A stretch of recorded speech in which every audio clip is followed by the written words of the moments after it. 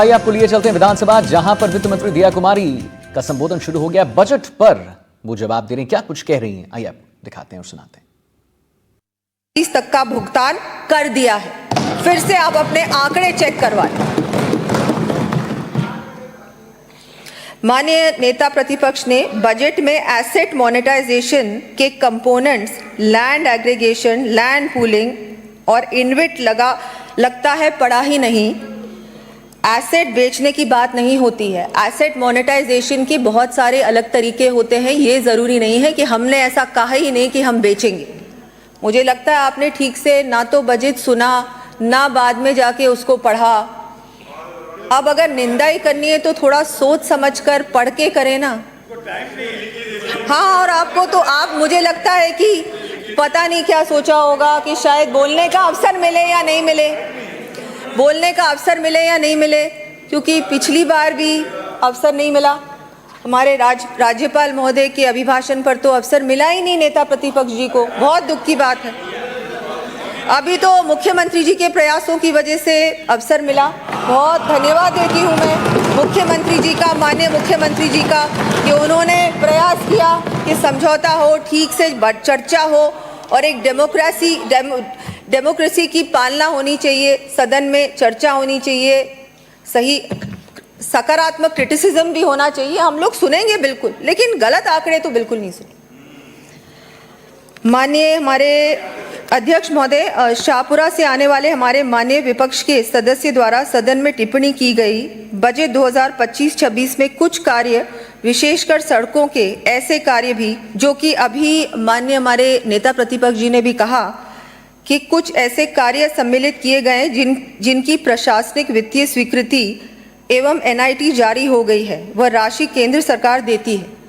साथ ही सदन के बाहर माननीय नेता प्रतिपक्ष जी ने बाहर भी कहा, अब तो सदन के अंदर भी कहा। इस पर मैं कहना चाहूँगी, ज़्यादा कहते हैं थोड़ा समझते हैं वो, हकीकत कुछ होती है, बयां कुछ और करते हैं वो।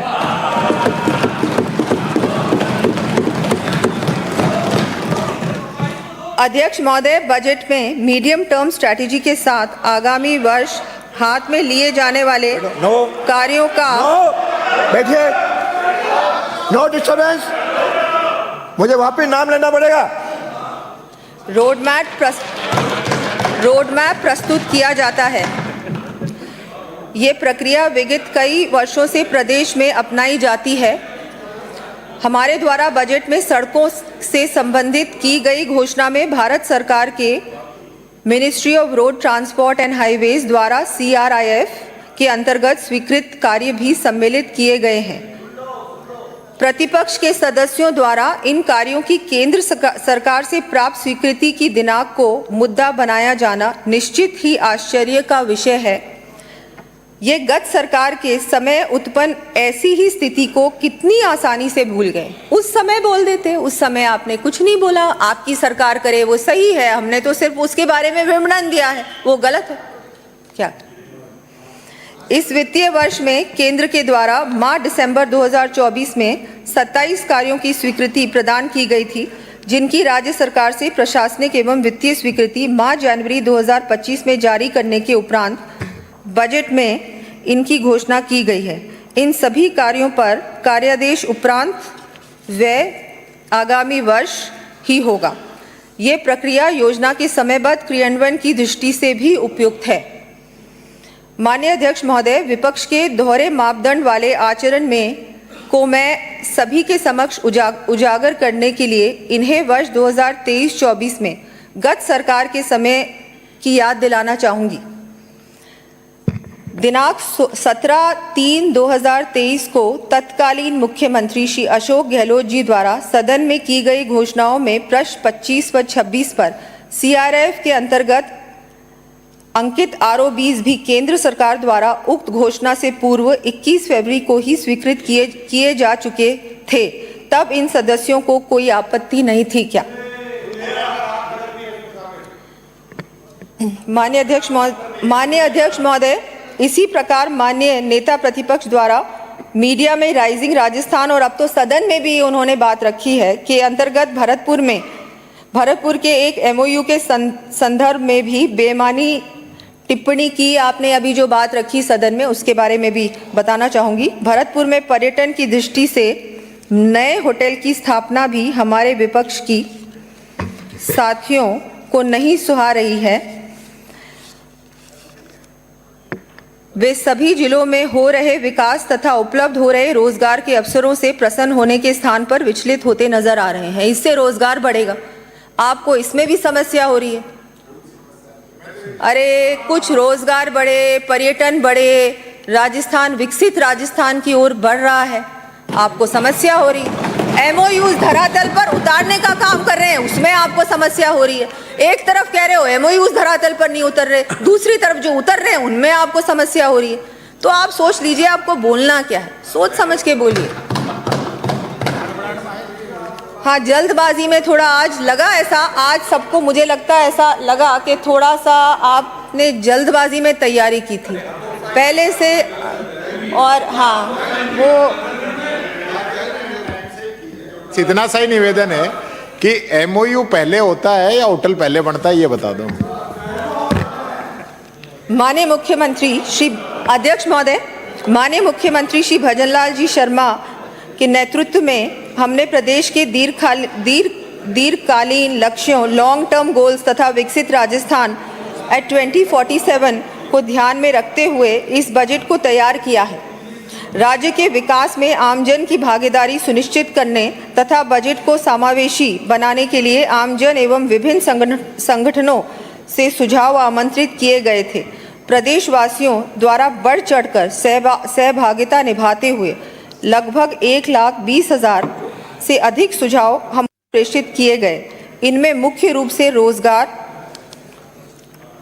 आधारभूत संरचना, ग्रामीण विकास, कृषि, शिक्षा, स्वास्थ्य, वंचित वर्गों, जनजाति के विकास आदि से संबंधित सुझाव प्राप्त हुए। हमने इन सभी सुझावों का संबंधित विभागों से परीक्षण करवाकर यथासंभव बजट में शामिल करने का प्रयास किया। हमें पूरी आशा है सत्ता पक्ष के साथ साथ विपक्ष के साथियों का भी इसके क्रियान्वयन में पूर्ण सहयोग व समर्थन प्राप्त होगा। इसके साथ ही माननीय मुख्यमंत्री जी की अध्यक्षता में प्रदेश के विभिन्न महत्वपूर्ण स्टेक होल्डर्स यथा महिलाओं, युवाओं, स्वयंसेवी संस्थाओं, चिकित्सा क्षेत्र से जुड़े विशेषज्ञों, किसानों, व्यापार मंडलों, कर्मचारियों, युवाओं, मेधावी विद्यार्थियों आदि के साथ प्री बजट कंसल्टेशन मीटिंग्स आयोजित की गई और राज्य के विकास से जुड़े हुए महत्वपूर्ण सुझावों को भी बजट में स्थान दिया गया।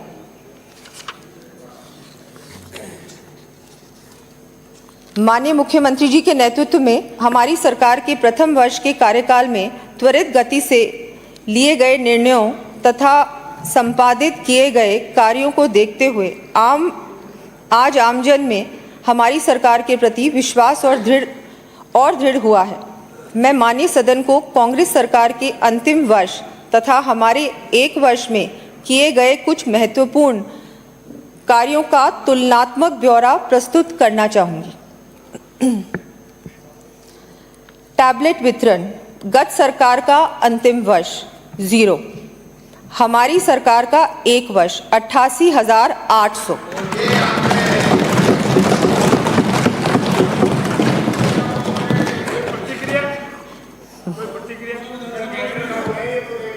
चलिए, सोलर पंप की स्थापना 1,200, इनकी गत सरकार का अंतिम वर्ष में सिर्फ 1,200 सोलर पंप की स्थापना। हमारी सरकार का एक वर्ष 28,884।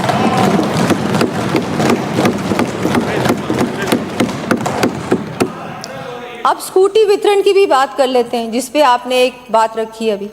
स्कूटी वितरण, गत सरकार का अंतिम वर्ष 4,232, हमारी सरकार का एक वर्ष 24,517।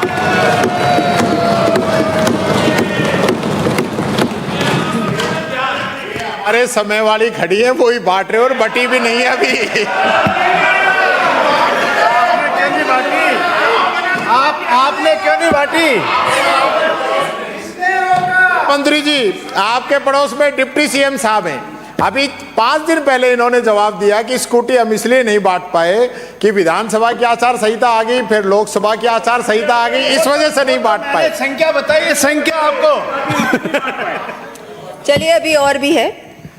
गेहूं की खरीद मेट्रिक टन गत सरकार का अंतिम वर्ष 4,38,000, हमारी सरकार का एक वर्ष 12,05,000, 3 गुना, लगभग 3 गुना ज्यादा।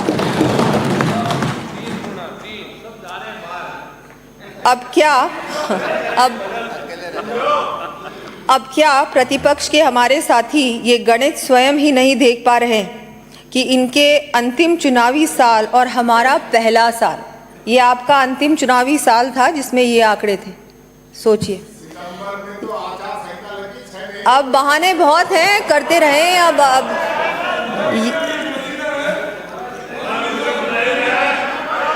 ये है हमारे काम करने की गति, ये है हमारे लक्ष्य प्राप्त करने का जुनून।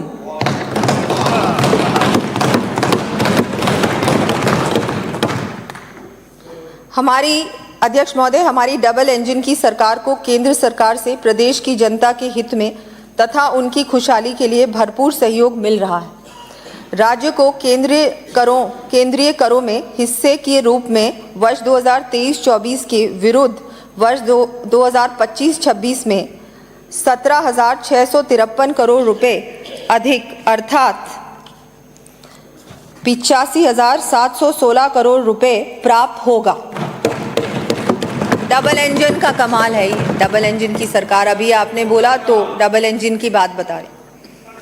इनके अलावा केंद्र सरकार की शासकीय special assistance to states for capital investment 50 वर्षीय इंटरेस्ट फ्री लोन के अंतर्गत वर्ष 2024-25 में 8,500 करोड़ रुपए प्राप्त हो चुके हैं। हमारे द्वारा कैपिटल एक्सपेंडिचर पर फोकस करने एवं परफॉर्मेंस के कारण ये राशि इस योजना अंतर्गत अब तक प्राप्त राशियों में सर्वाधिक है। भविष्य में इस राशि में भी वृद्धि होना संभावित है। वित्तीय संसाधन जुटाना। प्रतिपक्ष के कुछ माननीय सदस्यों द्वारा ये चिंता व्यक्त की गई कि राज्य सरकार द्वारा घोषित योजनाओं के लिए संसाधनों की व्यवस्था किस प्रकार से की जाएगी। मैं कोटा उत्तर से आने वाले माननीय सदस्य तथा राजाखेड़ा से आने वाले माननीय सदस्य का वक्तव्य सुन चकित रह गई कि जनता से हमारे द्वारा किए गए वादों को समयबद्ध रूप से पूर्ण करने के लिए वित्तीय संसाधन जुटाने का जो हमारा कार्य है उसकी भी चिंता विपक्ष कर रहा है। ठीक, उस समय आपने कर ली होती जब आपकी सत्ता थी, आपकी सरकार थी, तो आज शायद स्थिति कुछ और होती। लगता है अभी तक इनका सत्ता का मोह भंग नहीं हुआ। आपका बस यही, रात को सपने देखते हैं ये। वैसे तो अगर जनहित में अपने सच्चे मन से चिंता करते हुए इन्होंने हमारा साथ देने का निश्चय किया है तो मुझे और हमारे सभी साथियों को अत्यधिक प्रसन्नता होगी, किंतु इन लोगों का जो ट्रैक रिकॉर्ड है वो कुछ और ही कहता है। अध्यक्ष महोदय, मैं आपके माध्यम से सदन को पुनः अवगत कराना चाहती हूं कि हमारे द्वारा राज्य के टैक्स व नॉन टैक्स रेवेन्यू कलेक्शन में एफिशिएंसी बढ़ाने के साथ ही टैक्स पेयर्स की सुविधा एवं ईज ऑफ डूइंग बिजनेस के सिद्धांत को ध्यान में रखते हुए आईटी इनेबल्ड प्रोसीजरल री इंजीनियरिंग तथा सिस्टमैटिक रीस्ट्रक्चरिंग के कार्य प्रारंभ किए गए हैं। इससे ट्रांसपेरेंसी आने के साथ ही राज्य के रेवेन्यू में अधिकाधिक वृद्धि होना निश्चित है। यद्यपि मैं बजट प्रस्तुत करते समय अतिरिक्त वित्तीय संसाधन के संबंध में विस्तृत रूप से बता चुकी हूं, किंतु विपक्ष के माननीय सदस्यों द्वारा उठाए गए बिंदुओं से ऐसा लगता है कि इन्होंने या तो ध्यान से सुना ही नहीं या इन्हें पूरी तरह समझ में नहीं आया। इसलिए मैं पुनः सदन को ये अवगत कराना चाहूँगी कि आगामी वर्ष रिफाइनरी प्रारंभ होने के फलस्वरूप लगभग 2,000 करोड़ रुपए का अतिरिक्त वैट प्राप्त होगा। अभी मैं एसेट मोनेटाइजेशन की दोबारा आपको बात समझाती हूँ। एसेट मोनेटाइजेशन यथा लैंड पूलिंग, लैंड एग्रीगेशन, इन्विट्स के माध्यम से 4,750 करोड़ रुपए का अतिरिक्त राजस्व प्राप्त होगा। और मैंने आपको ये भी बताया, एसेट मोनेटाइजेशन का ये ही मतलब नहीं होता है कि कोई सरकार की ज़मीनें बेच रहा है। इसका मोनेटाइजेशन एसेट को सही तरह से उसका उपयोग करने की बात मैंने करी। आपको मैंने बता दिया, बिल्कुल आपको समय पर ये भी बता देंगे कि हम क्या करते हैं, कैसे करते हैं, कोई छुपाने की बात नहीं। हम प्रूडेंट फिस्कल मैनेजमेंट द्वारा आवश्यकता अनुसार वित्तीय संसाधन जुटाकर सभी बजट घोषणाओं को समयबद्ध रूप से पूरा करेंगे। अध्यक्ष महोदय, इसी तरह हमारी सरकार दीर्घकालीन डेब्ट के संबंध में हॉलिस्टिक एवं पर्सपेक्टिव प्लानिंग के आधार पर समुचित कदम उठा रही है। हमारी सरकार द्वारा भारतीय रिजर्व बैंक की सलाह पर कंसोलिडेटेड सिंकिंग फंड को सब्सक्राइब किया गया एवं इसके साथ ही हमने आरबीआई द्वारा संचालित गारंटी रिडम्पशन फंड की भी ऑनबोर्डिंग की है। इस प्रकार राज्य सरकार द्वारा वर्ष 24-25 में 500 करोड़ रुपए से अधिक की बचत की है। साथ ही इन कदमों को उठाने के फलस्वरूप राज्य के ऋण एवं अन्य दायित्वों में बढ़ोतरी भी नहीं होती। हमारी सरकार विशेष आहरण सुविधा, स्पेशल ड्राइंग फैसिलिटी तथा मार्गोपाय अग्रिम, वेज एंड मीन्स एडवांस के माध्यम से भी कम ब्याज दर पर लगातार संसाधन जुटा रही है। साथ ही हमने अब इस कड़ी में ग्रीन फंडिंग को भी लेवरेज करने का लक्ष्य रखा है। पूंजीगत व्यय, कैपिटल एक्सपेंडिचर। माननीय अध्यक्ष महोदय, विपक्ष के एक माननीय सदस्य ने गत सरकार के कार्यकाल के समय वर्ष 2023-24 में पूंजीगत व्यय के अनुमान को हमारे द्वारा सरकार बनाने पर कम कर 26,646 करोड़ रुपए करने की बात कही। मुझे यह समझाने अथवा कहने की आवश्यकता नहीं है कि इनके द्वारा उठाया गया ये बिंदु तो स्वयं इस बात को स्वीकारने के समान है कि इनकी सरकार के कार्यकाल में काम समय से होते ही नहीं थे। अध्यक्ष महोदय, मैं सदन के समक्ष ये तथ्य रखना चाहूँगी कि पूंजीगत व्यय, कैपिटल एक्सपेंडिचर, जहां वर्ष 2018-19 से 2023-24 तक 5 वर्षों में केवल 35% ही बढ़ा, वहीं हमारे प्रथम वर्ष में ही कैपिटल एक्सपेंडिचर 44% बढ़ाकर 38,288 करोड़ रुपए रखा गया है। इसी प्रकार वर्ष 2025-26 के लिए बजट अनुमानों में 53,686 करोड़ रुपए का प्रावधान रखा है।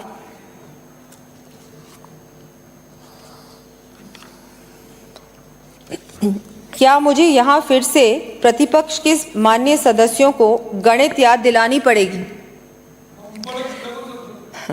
ये तो सब देख ही सकते हैं कि यहाँ भी इनके 5 वर्ष पर हमारा 1 वर्ष भारी पड़ गया है।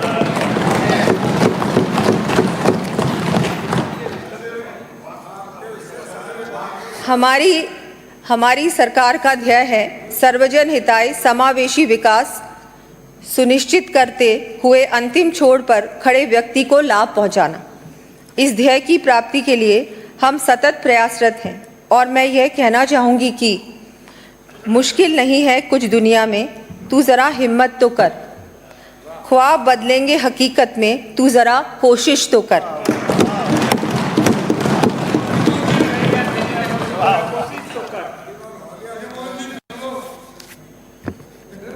माननीय सदस्य के बाद में कोई मंत्रिमंडल में कुछ हो रहा है?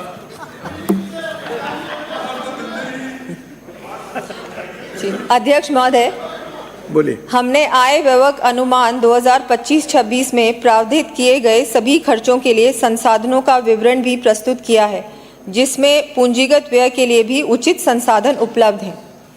प्रतिपक्ष के कुछ माननीय सदस्यों ने यह भी कहा है कि सरकार का कर्जा अब 7,26,385 करोड़ हो जाएगा। अध्यक्ष महोदय, मैं सदन को अवगत कराना चाहूँगी कि राज्य के सर्वांगीण विकास तथा आधारभूत संरचनाओं के निर्माण हेतु ऋण का लिया जाना उचित है।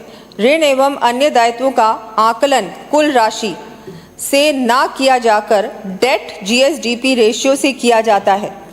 कांग्रेस सरकार के शासनकाल में डेट जीएसडीपी रेशियो 40.33% से 37.57% के मध्य रहा था।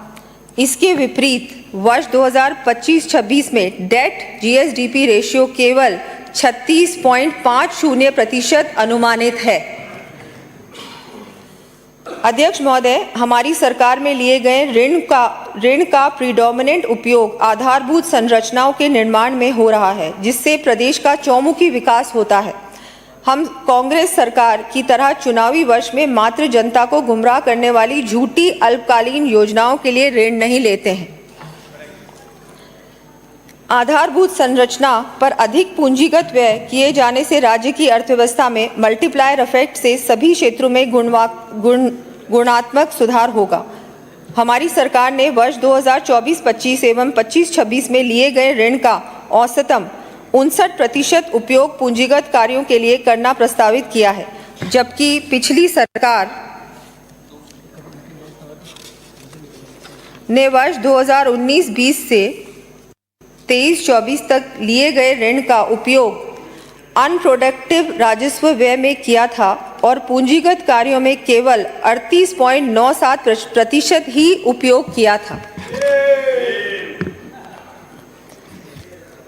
अध्यक्ष महोदय, मैं सदन को आश्वस्त करना चाहूंगी कि हमारी सरकार ऋण एवं दायित्वों को एफआरबीएम द्वारा अनुमत सीमा में ही रखेगी। विपक्ष के कुछ माननीय सदस्यों ने वर्ष 25-26 से के जीएसडीपी के आंकड़ों पर आपत्ति उठाई, साथ ही अधिक राजस्व घाटा होने का भी उल्लेख किया है। जीएसडीपी और पर कैपिटा इनकम। अध्यक्ष महोदय, मैं आपके माध्यम से सदन को बताना चाहूँगी कि वर्ष 2025-26 के लिए जीएसडीपी की गणना 15वें वित्त आयोग द्वारा दिए गए फॉर्मूला के आधार पर ही की गई है। विपक्ष के माननीय सदस्य द्वारा हमारे समय में हुई जीएसडीपी की वृद्धि को मात्र इन्फ्लेशन जोड़ने का प्रयास जीएसडीपी की वृद्धि को मात्र इन्फ्लेशन से जोड़ने का प्रयास किया गया है। मैं माननीय सदस्य को यहाँ ये अवगत कराना चाहूँगी कि जीएसडीपी में स्थिर मूल्यों कांस्टेंट प्राइस के अनुसार वर्ष 2023-24 की तुलना में वर्ष 2024-25 में 65,695 करोड़ की वृद्धि हुई है, अर्थात ये वृद्धि इन्फ्लेशन के प्रभाव हटाने के उपरांत की गई है। इसी प्रकार राज्य की प्रति व्यक्ति आय में भी स्थिर मूल्यों पर वर्ष 2023-24 की तुलना में वर्ष 24-25 में 6,224 रुपये की वृद्धि हुई है। इस वर्ष 24-25 के प्रचलित मूल्यों करंट प्राइस के अनुसार वर्ष 2023-24 की तुलना में 2024-25 में 18,406 रुपये की वृद्धि हुई है। मैं आंकड़े गिना रही हूँ माननीय अध्यक्ष महोदय, क्योंकि उन्होंने बहुत सारे आंकड़े हमको भी गिनाए और उनके जो आंकड़े थे वो पता नहीं कहाँ से लेके आए थे। एक बार फिर से चेक करा ले। मैं भी अभी बहुत सारे मैंने भी आंकड़े प्रस्तुत किए हैं, आप ही के जो आंकड़े, क्योंकि आंकड़ों के अलावा तो आपके पास कुछ बोलने को था ही नहीं, आप तो पता नहीं कौन से ट्रैक पे चले गए। तो इसलिए अभी आंकड़े की ही बात मैं कर रही हूँ। शायद सबको थोड़ा सा, सब लोग थोड़े चुप है, बोर हो रहे होंगे, क्योंकि आंकड़े सुनने और समझने में समय लगता है, बिल्कुल। लेकिन मैं तो पूरा लिख के लाई हूँ, आपको पता नहीं किसने आंकड़े दिए, लेकिन आंकड़े बताना जरूरी था आज। अध्यक्ष महोदय, माननीय विपक्षी सदस्यों ने बजट में राजकोषीय घाटे पर भी चिंता व्यक्त की है। लगता है विपक्ष के माननीय सदस्य माननीय मुख्यमंत्री श्री भजनलाल जी के दृढ़ इच्छा शक्ति वाले नेतृत्व से प्रस्तुत किए गए हमारे बजट से इतने विचलित हो गए कि जब उन्हें कोई कमी दिखाई ही नहीं दी तो मात्र आंकड़ों के संबंध में मायाजाल बुन के ये पूरा जो असफल प्रयास रहा उनका, इसलिए बहुत ज़रूरी था कि आपके थोड़े आंकड़े सही कर दूं मैं, इसलिए बहुत सारे आंकड़े मैंने अभी गिनाए हैं।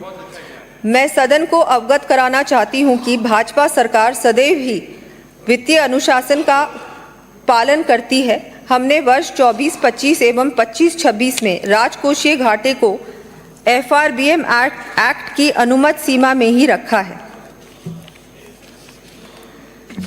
शिक्षा एवं स्वास्थ्य। अध्यक्ष महोदय, हमारे द्वारा शिक्षा एवं स्वास्थ्य पर विशेष ध्यान दिया जा रहा है। रिजर्व बैंक द्वारा प्रकाशित स्टेट फाइनेंसेस 2024 के अनुसार वर्ष 2024-25 में कुल व्यय में से चिकित्सा एवं स्वास्थ्य पर सभी राज्यों के औसत जहां मात्र 6.13% हैं, वहीं हमने चिकित्सा एवं स्वास्थ्य पर व्यय हेतु 8.26% एवं वर्ष 25-26 के लिए 8.40% का प्रावधान रखा है। हमारी सरकार नई शिक्षा नीति के उद्देश्यों के अनुसार शिक्षा के क्षेत्र में संचालित नीतियों और निर्णयों में आवश्यक सुधार कर उनको प्रभावी रूप से लागू करेगी। हमारी सरकार द्वारा वर्ष 25-26 में शिक्षा के क्षेत्र में 68,369 करोड़ रुपए का व्यय करेगी, जो कि वर्ष 2023-24 से 33.42% अधिक है।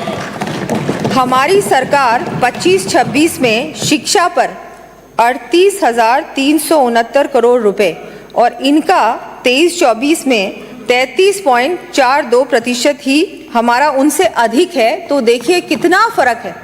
हम लोग शिक्षा के लिए, स्वास्थ्य के लिए, इंफ्रास्ट्रक्चर के लिए इतना कुछ कर रहे हैं, इतना फंड भी एलोकेट किया है, और आपने पता नहीं क्या किया। आपके जो आंकड़े हैं तो कुछ और ही कह रहे हैं। अब नियुक्तियां, भर्ती। अध्यक्ष महोदय, विपक्ष के अनेक मान्य सदस्यों ने कहा कि आपने अभी तक एक भी नौकरी नहीं दी। लगता है